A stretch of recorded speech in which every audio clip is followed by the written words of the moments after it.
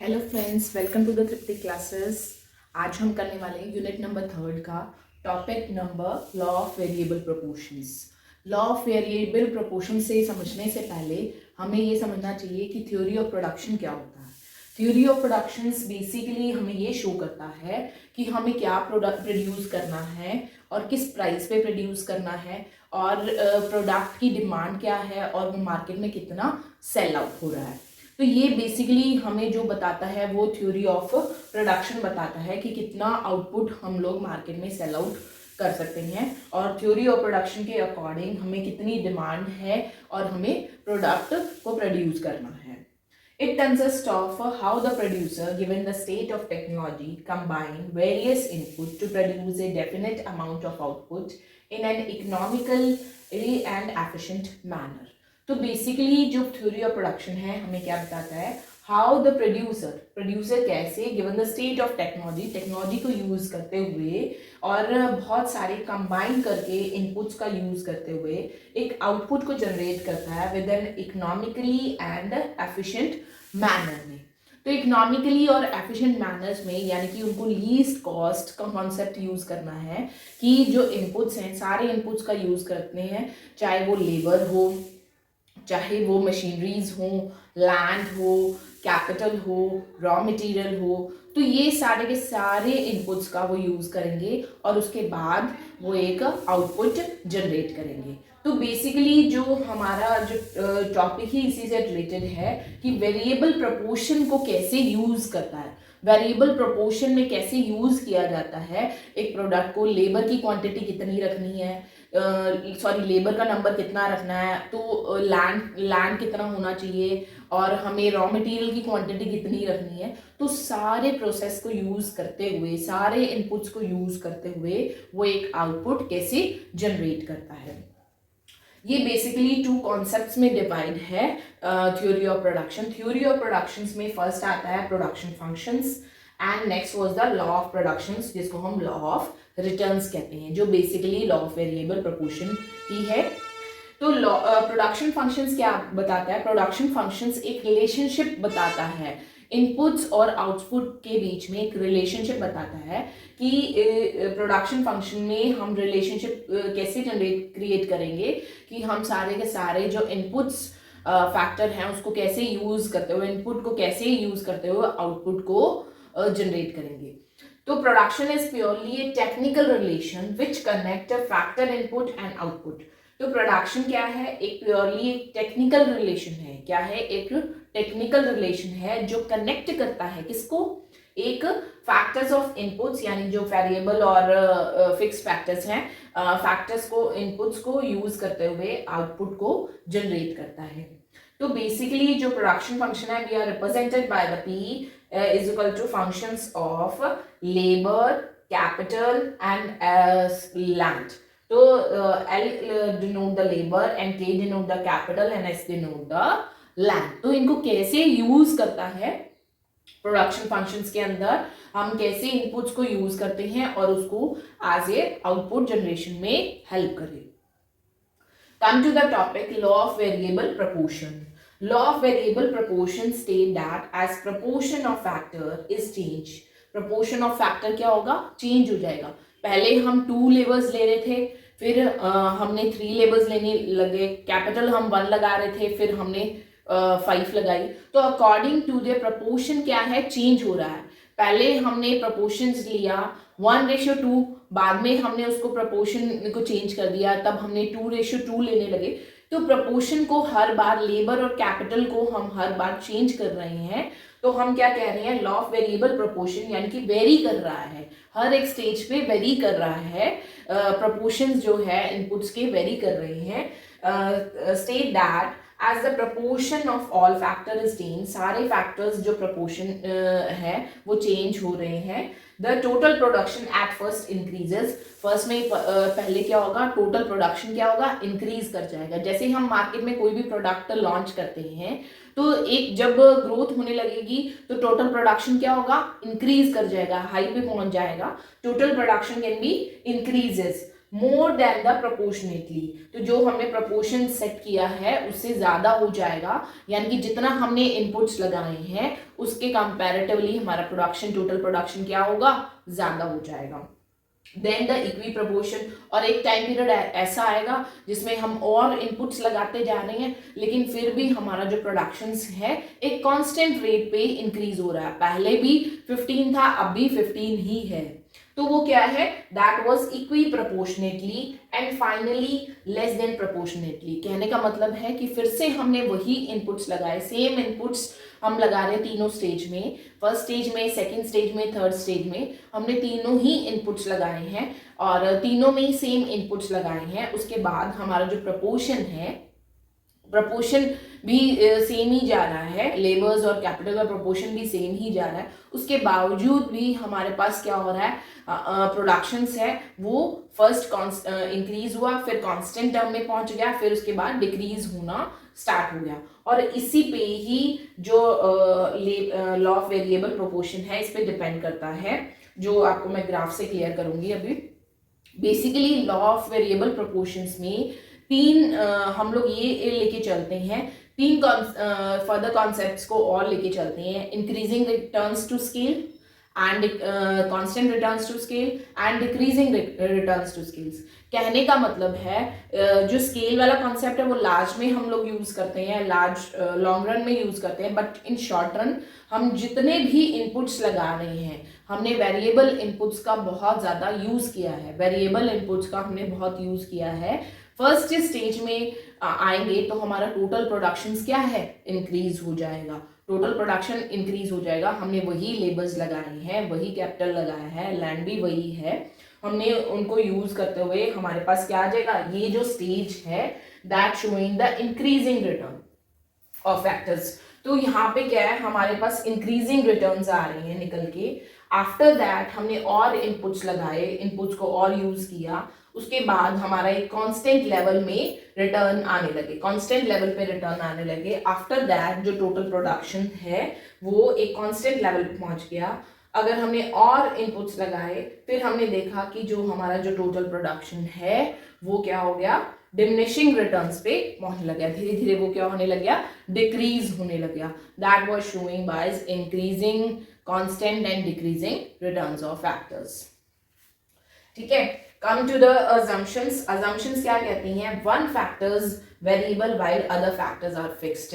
हमेशा क्या होगा, एक फैक्टर वेरिएबल होगा लॉ ऑफ वेरिएबल प्रोपोर्शंस में, बाकी सारे फैक्टर्स क्या होंगे, फिक्स्ड फैक्टर्स होंगे। हम एक फैक्टर्स को वेरिएबल लेके चल रहे हैं, चाहे वो हम क्या ले सकते हैं, लेबर भी ले सकते हैं, रॉ मटेरियल भी ले सकते हैं। All units of variable factors are homogeneous, और सारे यूनिट्स वेरिएबल फैक्टर्स के कैसे होने चाहिए, सेम होने चाहिए, होमोजीनियस होने चाहिए। Next was there is no change in technique of production, और टेक्निक ऑफ प्रोडक्शन चेंज नहीं होनी चाहिए। पहले जो टेक्निक यूज कर रहे थे विद मशीनरी, उन्हीं मशीनरीज के साथ दोबारा भी वही प्रोडक्शन करना है, चेंज नहीं करना, प्रोडक्शन मेथड्स को चेंज नहीं करना है। Factors of production can be used in different proportions. हमेशा जो फैक्टर्स ऑफ प्रोपोर्शंस हैं, फैक्टर ऑफ प्रोडक्शन है, वो हमें डिफरेंट प्रोपोर्शन में लेना है। पहले 1:2 लिया था, फिर 2:2 लेना है, 2:3 लेना है। इस तरीके से जो प्रोपोर्शन है वो डिफरेंट प्रोपोर्शंस में हमने अडॉप्ट करना है। तो बेसिकली ये जो वेरिएबल प्रोपोर्शन का कॉन्सेप्ट है ये हमें बताता है कि फिक्स्ड शॉर्ट रन के लिए हम इसको यूज करते हैं, वेरिएबल प्रोपोर्शंस को, लॉ ऑफ वेरिएबल प्रोपोर्शन को। जैसे हम बताते हैं कि शॉर्ट रन के अंदर क्या होगा, शॉर्ट रन में कुछ फैक्टर्स क्या होंगे, एक फैक्टर क्या होगा, वेरिएबल होगा, बाकी फैक्टर्स क्या होंगे, फिक्स्ड होंगे। शॉर्ट रन में फिक्स फैक्टर्स हमेशा फिक्स्ड ही रहेंगे। With the changing in output हमने फिक्स फैक्टर्स को फिक्स ही रखा है, कोई चेंज नहीं आया है उनमें, चाहे वो प्लांट हो गया, मशीनरी हो गया, बिल्डिंग हो गया, these factors और equipments हो गया, these factors are always fixed in a short run। अगर हम वेरिएबल फैक्टर्स की बात करें, वेरिएबल फैक्टर्स को हमने वेरी किया है फॉर द शॉर्ट रन, एक या दो फैक्टर्स को ही वेरी करना पड़ता है। जैसे इस लॉ में हमने एक ही फैक्टर को वेरी किया है, चाहे वो रॉ मटेरियल हो गया, चाहे वो लेबर हो गया, तो हमने उसको वेरी किया है according to their increase in total production. जो हमने प्रोडक्शन को इंक्रीज करना है तो वेरिएबल फैक्टर को हमने इंक्रीज कर दिया। यही फैक्टर्स क्या है, टाइम ड्यूरेशन पे भी डिपेंड करते हैं, शॉर्ट रन और लॉन्ग रन। शॉर्ट रन में क्या होता है, हम सिर्फ कुछ फैक्टर्स को ही इंक्रीज करते हैं, वेरिएबल रखते हैं, बाकी सारे फैक्टर्स को हम फिक्स रखते हैं, चाहे वो लेबर हो सकता है, चाहे वो रॉ मटेरियल हो सकता है। लेकिन लॉन्ग रन में क्या होता है, लॉन्ग रन पीरियड में क्या होगा, हमारा कोई भी फैक्टर फिक्स्ड नहीं रहता है। एवरी फैक्टर्स और every inputs are variable in the long run. तो ये बेसिक कॉन्सेप्ट है लॉ ऑफ वेरिएबल प्रोपोर्शन का। लॉ ऑफ वेरिएबल प्रोपोर्शंस में हमेशा इंक्रीज भी होता है, कांस्टेंट भी रहते हैं और डिक्रीज भी होगा। लेकिन इनपुट्स हम क्या कर रहे हैं, इनपुट्स को वेरी रख रहे हैं, यानी कि इनपुट्स वेरिएबल भी हैं और फिक्स भी रहेंगे। तो ये ग्राफ से समझते हैं। ग्राफ में क्या शो किया हुआ है कि ये जो O से लेके F तक का पार्ट है, O से लेके F तक का पार्ट है, ये हमारा जो फर्स्ट ग्राफ है वो टोटल प्रोडक्शन को शो कर रहा है with the number of labours के साथ। और जो सेकेंड ग्राफ है वो मार्जिनल प्रोडक्शन और एवरेज प्रोडक्शन को शो कर रहा है with the total numbers of labours के साथ। जो एक कॉन्सेप्ट एक और बता देती हूँ आपको मैं। टोटल प्रोडक्शंस क्या होता है, हम टोटल प्रोडक्शन यानी कि कम्बिनेशन ऑफ इनपुट्स का यूज करते हुए वेरिएबल का भी और फिक्स का भी प्रोडक्शन में इनपुट्स का यूज करते हुए जो हमारे पास जो टोटल प्रोडक्शंस निकल के आ रहा है, मैक्सिमम टोटल प्रोडक्शन निकल के आ रहा है, उसको हम टोटल प्रोडक्शन बोलते हैं, टोटल प्रोडक्शन बोलेंगे। उसी तरीके से मार्जिनल प्रोडक्शंस और एवरेज प्रोडक्शन में क्या डिफरेंस होता है, average production was shown by the total productions divided by the number of unit that was showing by the average productions, ठीक है।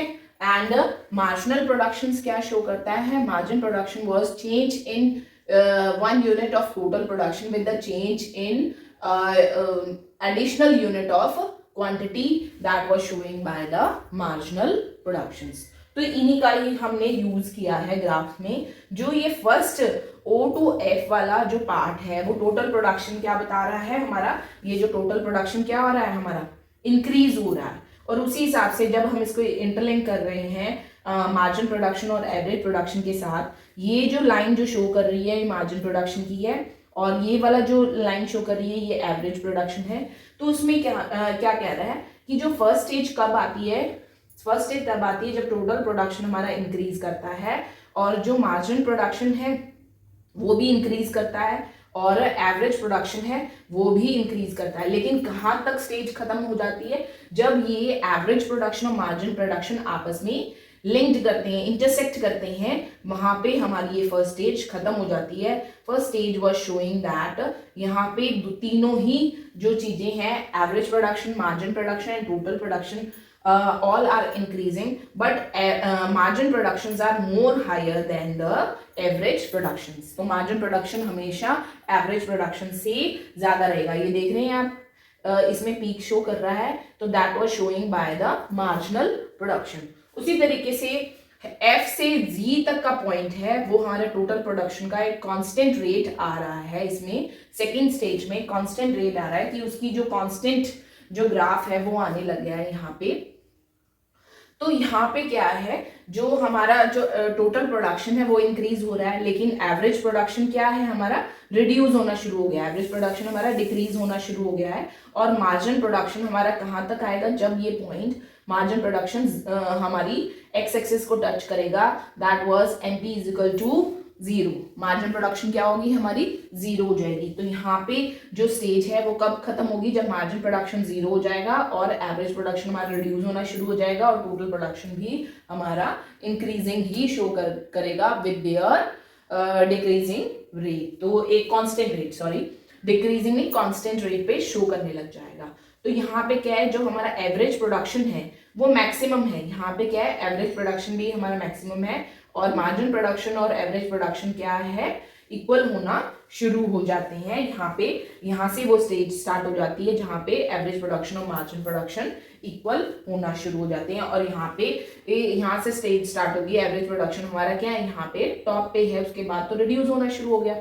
उसी तरीके से जो हमारी थर्ड स्टेज है with the decreasing rate, total production हमारा रिड्यूस होना शुरू हो जाता है, एवरेज प्रोडक्शन भी हमारा रिड्यूस हो रहा है यहाँ पे, और हमारा जो मार्जिन प्रोडक्शन है वो नेगेटिव में चला जाएगा, जीरो से नेगेटिव में चला जाएगा। इस तरीके से हम कहेंगे margin production is less than the average productions. तो ये बेसिकली ग्राफ से शो होता है लॉ ऑफ वेरिएबल प्रोपोर्शन, जिसमें 3 रिटर्न्स टू फैक्टर्स हमारे पास शो करेंगे। जो फर्स्ट स्टेज है वो हमेशा ये बताती है मार्जिन प्रोडक्शन हमेशा हायर रहता है, remain higher than average productions. And second stage बताती है average production being fall from the point I, जो यहाँ से आई से फॉल होना शुरू कर दिया और मार्जिन प्रोडक्शन लोअर होता जाता है एवरेज प्रोडक्शन से। और थर्ड स्टेज में चाहे मार्जिन प्रोडक्शन हमारा नेगेटिव रहता है और average production must be positive. Average production हमेशा पॉजिटिव रहेगा, चाहे मार्जिन प्रोडक्शन हमारा क्या रहेगा, चाहे जीरो हो, चाहे पॉजिटिव में हो, चाहे नेगेटिव में हो, average production always be positive, negative में नहीं रहेगा। एवरेज प्रोडक्शन हमेशा पॉजिटिव में रहेगा। ये सारा कॉन्सेप्ट था लॉ ऑफ वेरिएबल प्रोपोर्शन का। That was very important topic for your syllabus. इसमें से बहुत छोटे छोटे क्वेश्चंस बनते हैं, बहुत सिंपल क्वेश्चंस बनते हैं। मार्जिन प्रोडक्शन नेगेटिव कब रहता है और जीरो कब रहता है, इंक्रीज कब होता है, डिक्रीज कब होता है, ये छोटे छोटे questions examination point of view से बहुत पूछे जाते हैं। ये बहुत इंपॉर्टेंट टॉपिक है, कोई भी स्किप मत करना इस टॉपिक को। लॉ ऑफ वेरिएबल प्रोपोर्शन में 1-2 क्वेश्चंस तो आपको ऑलमोस्ट इस टॉपिक में से देखने को हमेशा ही एग्जाम में मिलेंगे। Thank you everyone. जो भी मेरे सब्सक्राइबर्स हैं प्लीज़ सब्सक्राइब कीजिएगा, चैनल को लाइक कीजिएगा, शेयर कीजिएगा। अगर वीडियो अच्छी लगी हो तो लाइक ज़रूर कीजिएगा। Thank you, bye bye.